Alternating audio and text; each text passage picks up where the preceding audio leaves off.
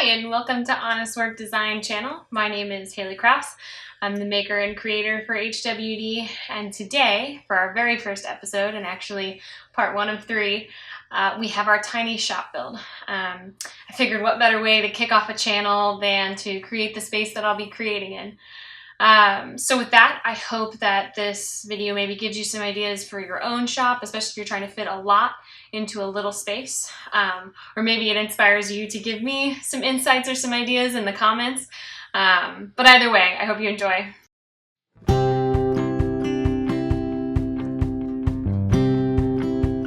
So there were a lot of factors that catalyzed the revamp of the tiny shop build.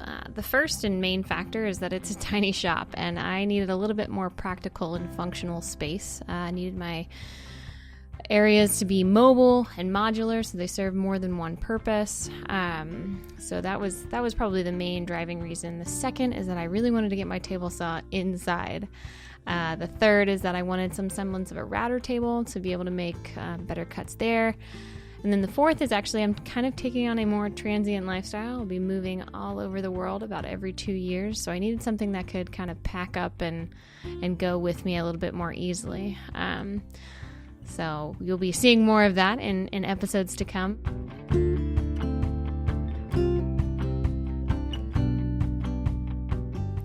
So episode 1, part 1, includes the build of the shelving unit to hold all of the smaller power tools and hand tools and things like that, and also the table saw bench build. Both are going to be mobile, so they'll be up on wheels so I can move them around as needed, and the table saw bench is also going to be modular, so it's going to interlock with another bench that we'll build in episodes 2 and 3.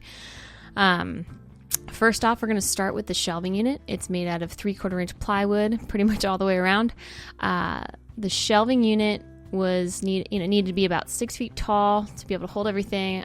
3 feet wide seemed to be the magic number across, and I needed it deep enough to be able to hold the angle arm saw pretty comfortably in there, which ended up being about 18 inches deep. Quick shout out and a note for builders and makers like me: having awesome friends who know what they're doing in a shop is a great thing too.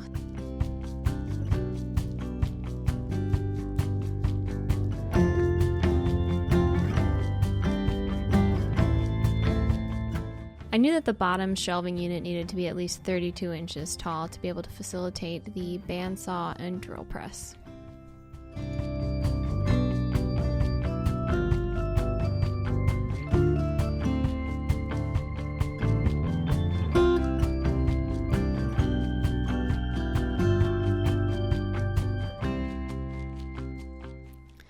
I wanted the shelves to be strong to be able to hold all of the weight that I was asking of them, so I actually secured the outer edges with staring brackets as well as a traditional shelving steel bracket down the center.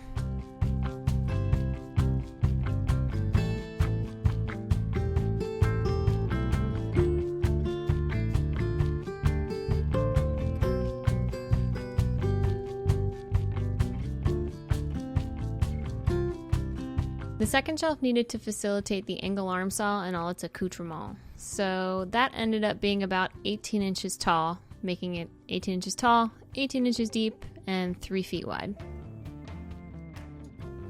This left us with a similarly sized top shelf, really giving us plenty of room for all of the even smaller power tools like a circular saw, angle grinder, even the dovetail jig headroom.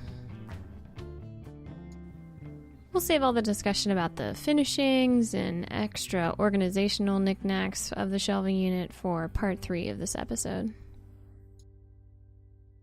The second build of episode 1 is the actual table saw bench build. Remember, it's going to be mobile and modular, so that made it arguably the most difficult, or at least most time-consuming piece to the tiny shop revamp puzzle.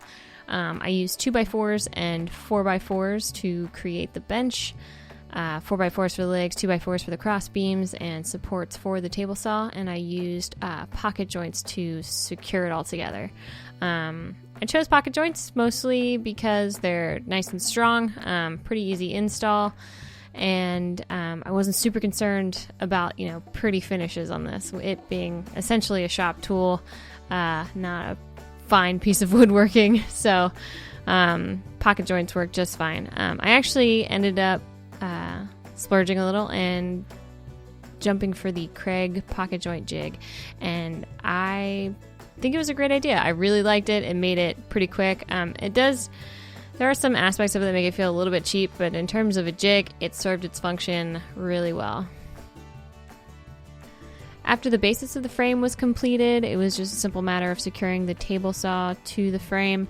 I used some wider head screws as well as some washers to help disperse the pressure across the plastic more evenly, which gave us a nice sturdy home for the table saw. With the table saw in place, it was time to finish up the framework of the bench on the whole. The front and back pieces of the top part of the frame actually required some specialty cuts to facilitate the functionality of the saw, so the kill switch, the fence, things of that nature.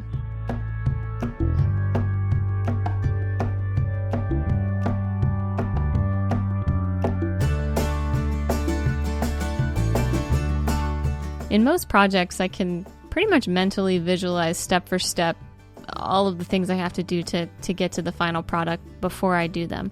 But for whatever reason, these two pieces seem to elude me a little bit in terms of actually executing until I was there. I actually ended up having to cut and recut both of them, which is kind of just a nice reminder in doing all of this that, you know, it's even if you get a little bit stuck, sometimes the best thing to do is just make the mistake and learn from it.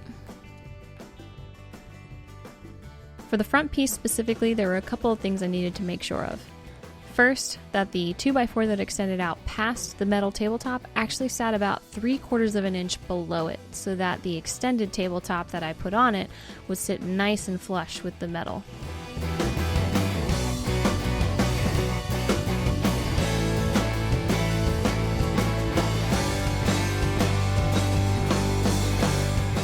Without ruining the structural integrity of the frame, I also needed to clear out a little bit of the 2x4 in front of the control panel of the table saw. That's so I could have clearer access to the kill switch, as well as be able to change the angle and the height of the blade freely.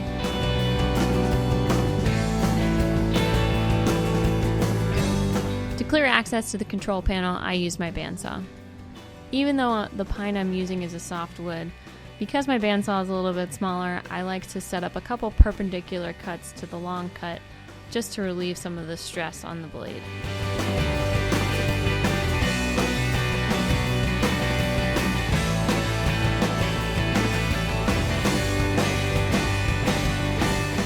Quick public service announcement, as I'm sure some of you are at least wincing. I still have all 10 of my fingers.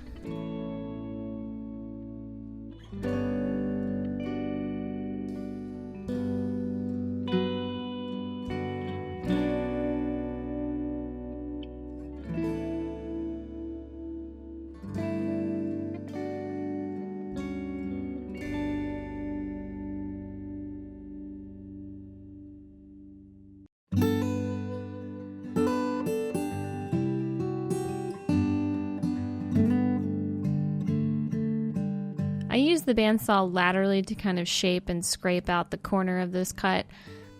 Again, it's a shop build. I'm not super concerned with the most beautiful finish, and this gave me a decent enough corner. With a few trial and error fittings and cuts and recuts, I finally ended up with free and easy access to all the functions of the control panel.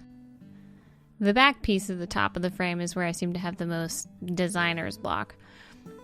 I knew that I needed to facilitate the fence by kind of creating a sort of trough, but I seemed to forget that I wanted to extend the table out further and be able to use the fence pretty much for that very purpose. So I ended up having to kind of cut and recut this back piece once or twice to get the final product.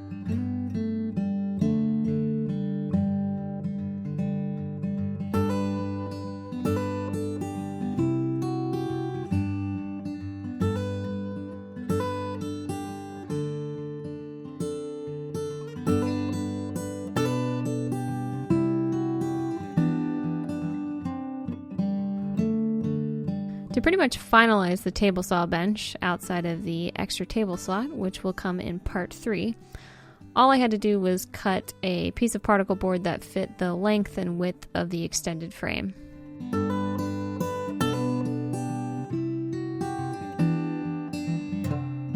Once proven level, I secured the piece of particle board with just some simple L brackets.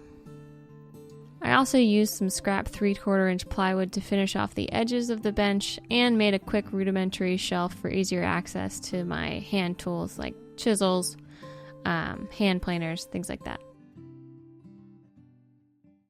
So as a quick recap of this episode, we made it through the modular mobile table saw bench build, and we also made it through the mobile shelving unit build. On episodes 2 and 3, we're going to tackle the second bench build, which is not only going to be a general workspace and a little extra shelving, but it's also going to interlock with the table saw bench so that we get a little bit of an extra feed table in the projects that we need that kind of thing. We're also going to deck out the shelving units. There's more organization for the smaller tools like router bits, hand chisels, levels, clamps, the whole nine. We're also going to put together a really quick little planer cart. It being a heavy tool in a tiny shop, a little bit mobility there is going to be helpful. So with that, I hope you guys enjoyed. If you have any ideas, insights, questions, concerns for my fingers, feel free to leave those in the comments. If you're interested in seeing how the tiny shop build pans out, feel free to subscribe. Thanks for watching, and I look forward to seeing you guys at episode 2.